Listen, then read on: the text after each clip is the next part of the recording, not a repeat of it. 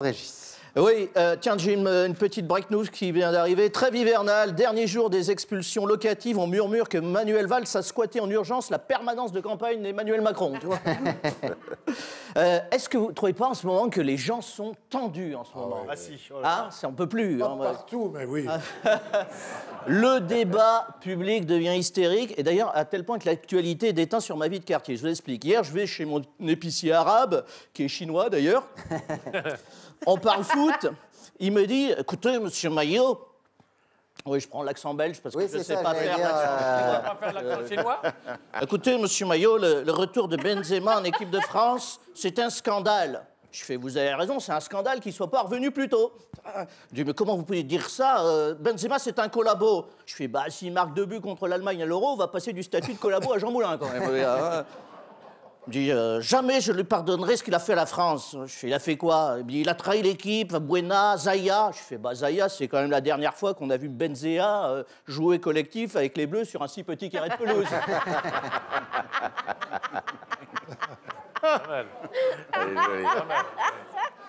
Et là, il m'a traité d'islamo-gaucho, il a refusé de me servir. Les gens sont tendus. L'invective fait place à la discussion. Bon, du coup, je passe chez mon traiteur italien, qui est portugais. Il fait des pizzas à la morue, c'est dégueulasse. Oh, il y en a bien, la Rien à voir avec Zaya. Rien à voir, rien à voir. Et sa femme est italienne. C'était le lendemain de l'Eurovision, j'ai fait félicitations. Hein.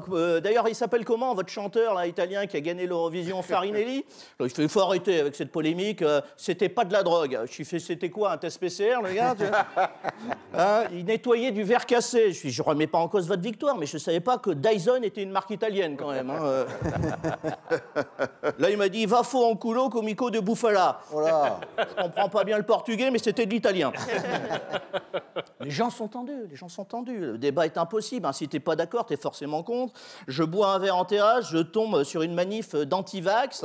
Et là, le patron du bistrot, qui était pas auvergnat, me dit, il a raison, Jean-Marie, on est en dictature. Je fais Jean-Marie Le Pen? Il me dit non, Jean-Marie Bigard.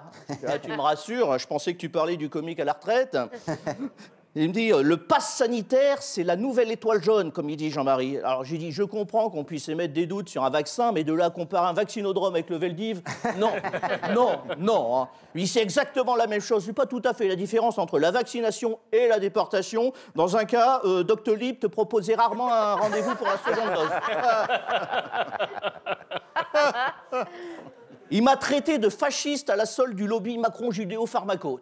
Les gens sont tendus. Ah, ils sont tendus. Les gens sont tendus. Même la situation internationale déteint sur ma vie de quartier. Je rentre chez moi pour retrouver un peu de quiétude.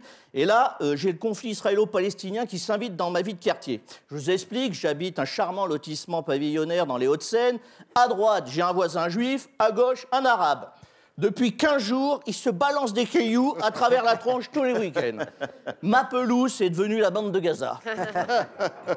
Ces cons, ils m'ont fusillé mes rhododendrons avec leur guerre sainte. Avec la totalité des dommages collatéraux que j'ai ramassés dans mon jardin, j'ai pu me fabriquer un petit barbecue sur lequel je fais griller uniquement des travers de porc. Bien fait. Ça, ils me foutent la paix. Week-end dernier, les hostilités ont repris. J'ai sorti les chipolatas. Ça commençait à sentir le cochon flambé dans tout le lotissement. C'est le feu qui gueulait Nakash, Mazel Tov. Réunion de crise. J'ai convié les deux parties chez moi pour partager le verre de la réconciliation, une sorte de mini-camp de David autour d'un vieux pape Clément et des pennones. Je leur ai dit, Moshe, Mohamed, les garçons, on est dans une petite copropriété, tout le monde paye les charges, on peut vivre en bonne intelligence, mais je vous rappelle que la résolution 1822 du règlement intérieur stipule pas de nuisance les jours chômés. Et pour moi, qui suis de confession chrétienne, le dimanche, c'est Shabbat. Alors, fini la bar mitzvah, ni tondeuse, ni intifada. Franchement, les garçons, vu le prix de la salade, vous croyez qu'il est vraiment intelligent de se balancer à longueur des journées des roquettes sur la tête? Du coup, on a signé un cessez-le-feu, trinqué à l'amitié, on a trouvé une activité fédératrice, le foot. On a regardé Stade 2 ensemble. Et c'est là que la situation a dérapé. Moshe est supporter de l'OM, alors que Mohamed défend le PSG. Ils m'ont saccagé mon salon. Hein. Décidément, le foot, c'est comme la religion, ça rend vraiment les hommes cons. Les gens sont tendus en ce moment. Bravo.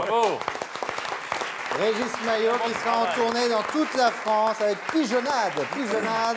À partir du mois d'octobre, et la billetterie est déjà ouverte.